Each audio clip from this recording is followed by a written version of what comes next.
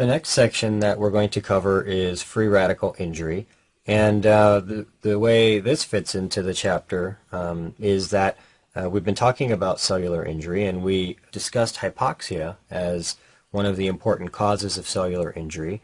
And of course, we used hypoxia as a mechanism to teach some of the principles that a cell undergoes when it becomes injured.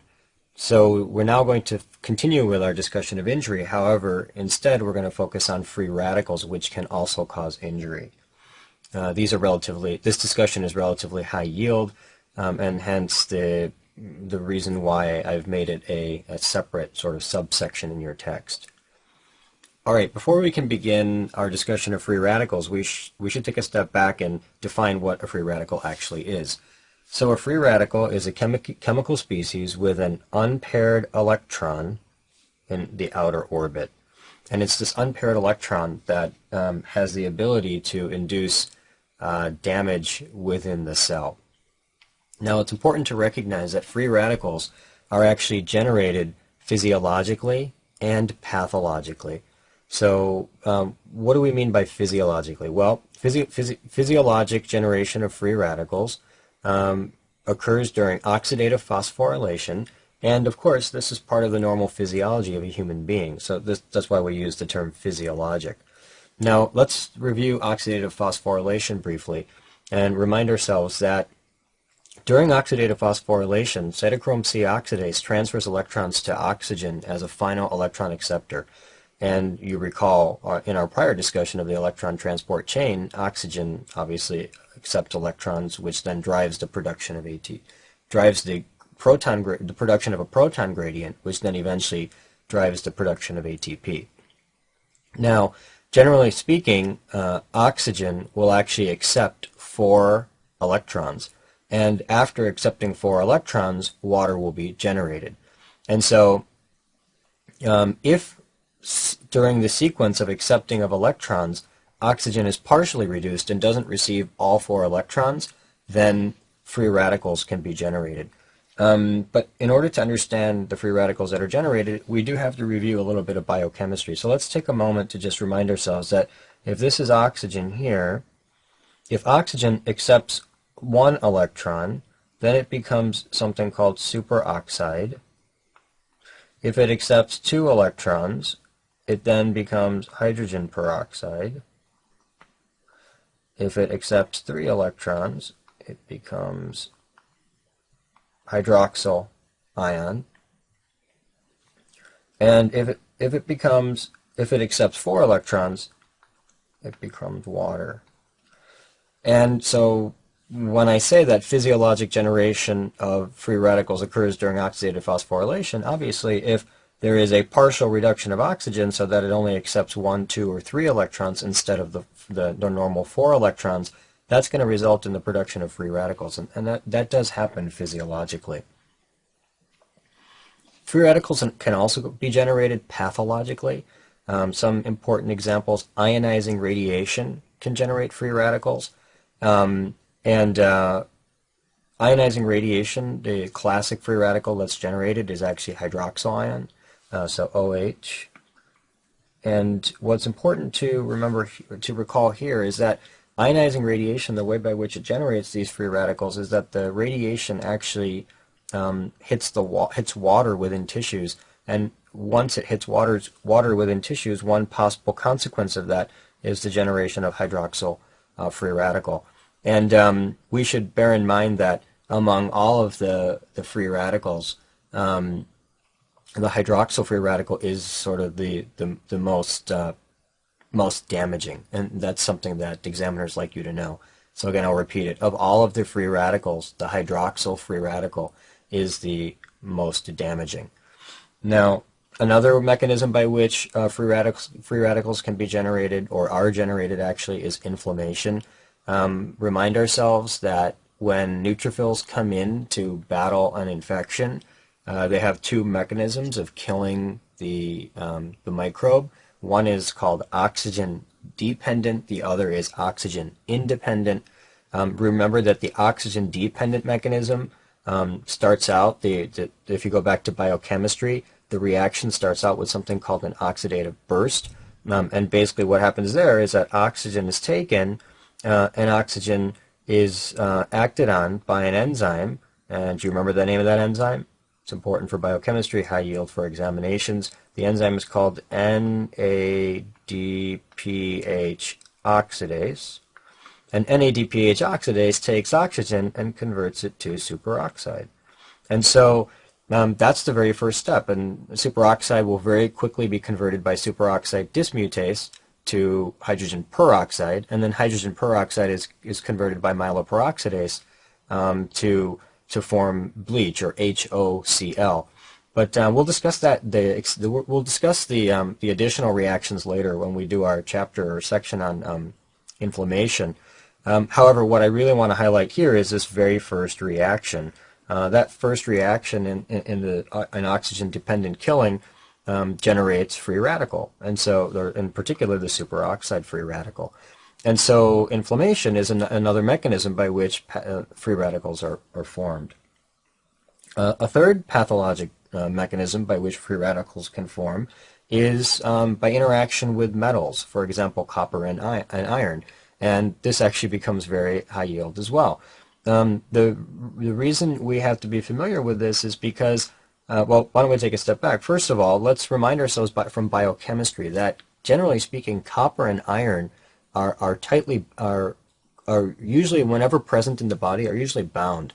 Just to give you an example, I mean, you're all familiar with the headaches of learning about iron biochemistry and the concept of, ferritin and transferrin and all these molecules that iron gets bound to the moment that it enters the blood. The reason iron is so carefully bound the moment it enters the blood is because if iron is left free, it has the ability to generate free radicals. And the way by which it generates the free radical, there's an important reaction, the name of which you should be aware of. It's called the Fenton reaction. And the Fenton reaction allows for iron to actually generate a free radical, and the free radical that is most commonly generated is hydroxyl free radical. And again, hydroxyl free radical is the most dangerous of all of the free radicals. Maybe it'd be easier for you to remember if we just, or at least for an examination, perhaps another important point here, which will help you remember this concept, is we have a couple diseases in which either copper can build up or in which iron can build up. And in both of those diseases, when copper and iron build up, we get various clinical manifestations. Let's just take iron, for example. When iron builds up, we get a disease called hemochromatosis. And you're well aware of the fact that hemochromatosis, it results in tissue damage. For example, it can create cirrhosis in the liver and damage in other tissues. And that's the reason, or the underlying mechanism behind that tissue damage, is actually the fact that excess iron in the body that's seen in hemochromatosis actually generates free radicals. Another example, I just take an excess of copper. So what's the disease in which there is an excess of copper? It's called Wilson's disease. And in Wilson's disease, the excess of copper generates free radicals, which then leads to tissue damage, creating a certain clinical, a series or set of certain clinical symptoms. So again, it's important to know, and examiners love to go after to ask you, what's the underlying mechanism of damage in hemochromatosis, or what's the underlying mechanism of damage in Wilson's disease? In both cases, it's the pathologic generation of free radicals that actually results in the tissue damage that then produces clinical symptoms. All right, another example of pathologic generation of free radicals are drugs and chemicals. Acetaminophen is a very kind of classic example, especially from pharmacology. Acetaminophen goes to the liver, it gets converted by the P450 system, and free radicals are generated in the process. The free radicals can be damaging to the tissues, and you will have learned, or perhaps have already learned, that high-dose acetaminophen can be taken by a patient who might try to commit suicide, for example, or who may overdose on acetaminophen, and that overdose of acetaminophen causes massive liver necrosis. And the massive liver necrosis is due to the fact that the acetaminophen gets into the liver, the hepatocytes convert it, and in the process, free radicals are generated. And so that results in damage in the liver.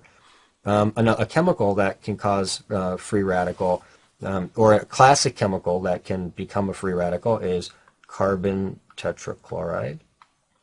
And carbon tetrachloride I'm going to discuss in much more detail in a moment because it lends to a high yield principle that shows up on exams. So let's put that one aside for a moment and we'll discuss it again in just a few slides. What's the problem with free radicals? I mean, so what? If you get a free radical, I've told you it injures the cell, but how? So free radicals can do a couple things. Number one, they peroxidize lipids, and that is damaging, particularly to the lipid membrane. And number two, they have the ability to oxidize, and in particular, they can oxidize DNA and proteins. The oxidation of proteins will result in damage to the cell, and also the oxidation of DNA can result in damage to the cell. And this is important because it's particularly implicated in oncogenesis. What's oncogenesis? The formation of cancers. Remember that cancers are formed by mutations in DNA, and if there's oxidation of DNA, that would introduce mutations within DNA, and so it could potentially cause cancer.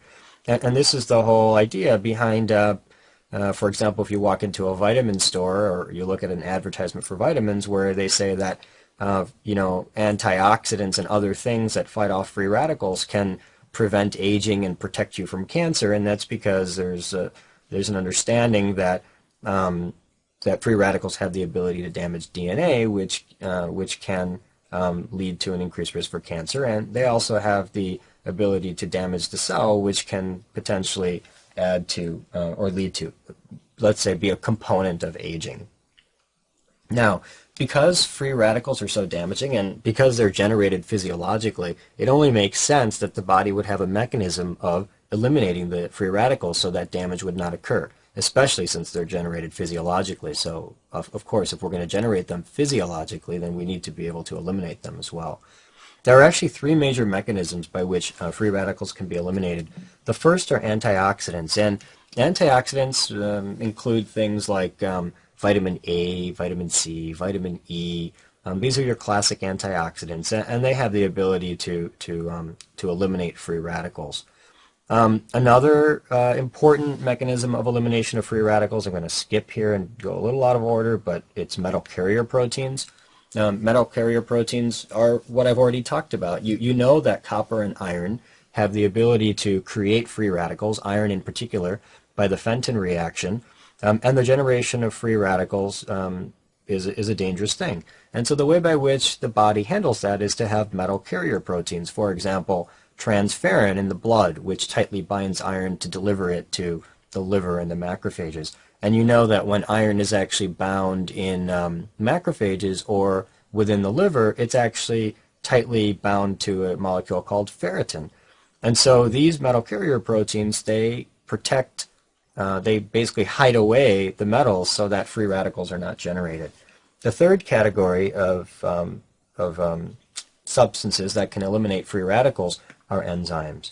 Now, the reason why I sort of take on this category last is because there's a little detail here from biochemistry that examiners expect you to be familiar with.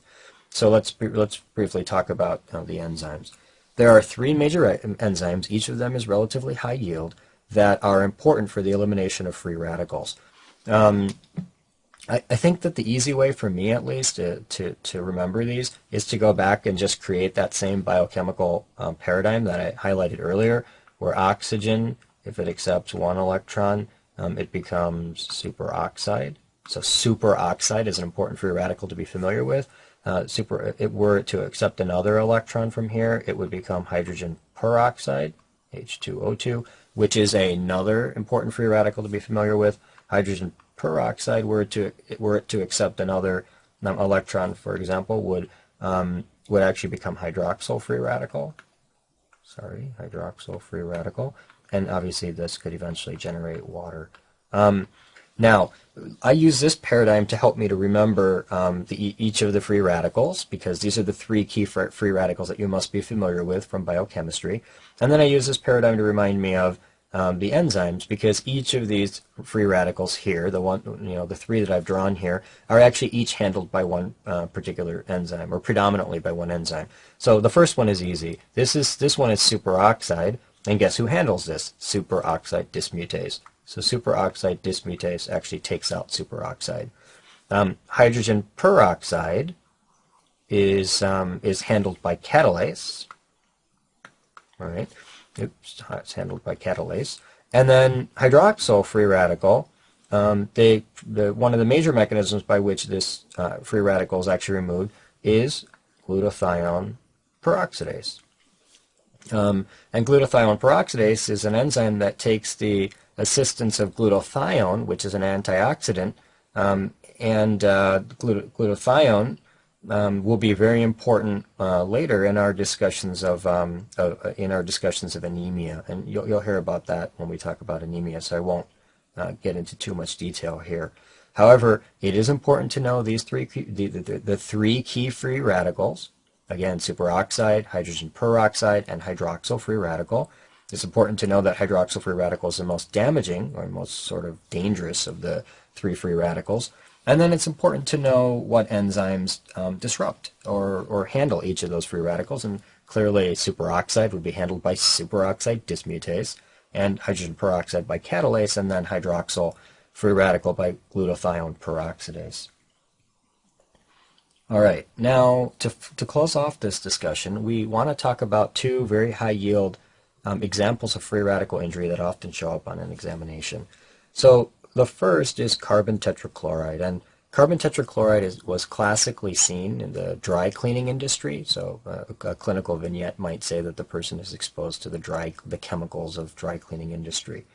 Now carbon tetrachloride happens to get into the blood, and when it gets into the blood, it gets converted to something called carbon trichloride. It's converted by carbon trichloride, which is a free radical. It's converted to carbon trichloride in the P450 system of the liver. That's important. In the P450 system of the liver. Once it's converted to carbon trichloride, that's now a free radical, and that damages the hepatocytes. The initial stage of damage will actually be reversible, and the key sign of reversible damage will be cellular swelling. When the cell swells up, one of the consequences will be that the rough endoplasmic reticulum will also swell, and when that swells, ribosomes will pop off and protein synthesis will be reduced. Now, if protein synthesis is reduced, then you need to take a step back and just think about your biochemistry and physiology and histology, etc., and remind yourself that one of the very important functions of the liver is to gather fat, particularly from the diet, and then to repackage it and send it back out.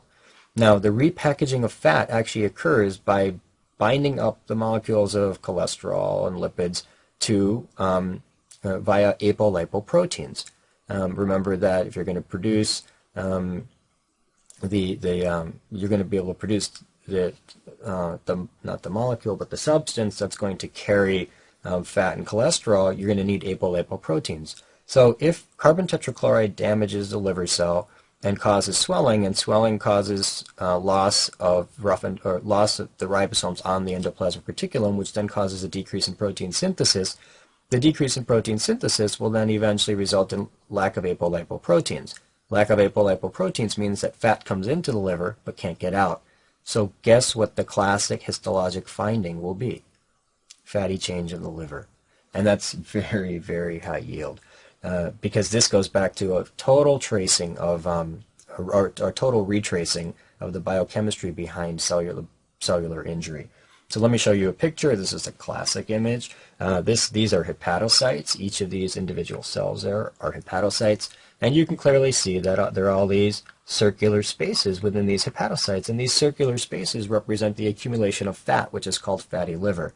Now, again, the fatty liver occurs, or we can say the mechanism of the fatty liver here is decreased protein synthesis, in particular decreased synthesis of apolipoproteins, so that fat begins to accumulate in the cells and really can't be transported out of the cells. And so that's something to be very familiar with, again, relatively high yield. I'm going to take you a step back, or one slide back, and now finally end off this discussion with another example of free radical injury, which is called reperfusion injury. The idea behind reperfusion injury is that when you cut the blood supply let's say that the blood supply is cut off to an organ. I don't know, just take the heart, for example. The coronary artery gets occluded, there's a myocardial infarction, and the tissue begins to die. Now, once the tissue dies, the cell membrane is going to be damaged, right? That's the hallmark of irreversible injury, cell membrane damage, and enzymes will begin to leak out into the blood. In particular, the troponins are sort of the gold standard enzyme, cardiac troponins that will actually leak out into the blood. Now, as those enzymes leak out into the blood, they will be an indication that there has been irreversible injury to the cells. If the blood is returned to the organ, let's say that the patient goes to the cath lab and they open up the artery, and when they open up the artery, blood goes back to the organ. One of the interesting consequences of returning blood to the organ is that once blood returns to the organ, now oxygen has also returned to the organ, and inflammatory cells have also returned to the organ, and the combination of the inflammatory cells reacting against the dead tissue along with the presence of oxygen can actually generate free radicals. And the generation of free radicals can then further damage the cardiac myocytes in the example of the heart. And so what will happen, or the classic clinical vignette that occurs, or that can be given, is that there's a patient, they get an MI, the cardiac enzymes are going up, they're taken to the cardiac cath lab, and the artery is opened, and after the artery is opened, the cardiac enzymes continue to rise. Now, why do the cardiac enzymes continue to rise? They continue to rise because once the blood is returned, the blood contains oxygen and inflammatory cells, and that's going to result in a generation of free radicals, which is then going to allow for continued injury to actually occur to the myocardium. And that's called reperfusion injury, i.e. injury that arises due to reperfusion. So classic vignette is a continued elevation in cardiac enzymes after opening or returning of the blood supply to the region, and it is basically due to free radical generation. So that closes off this section.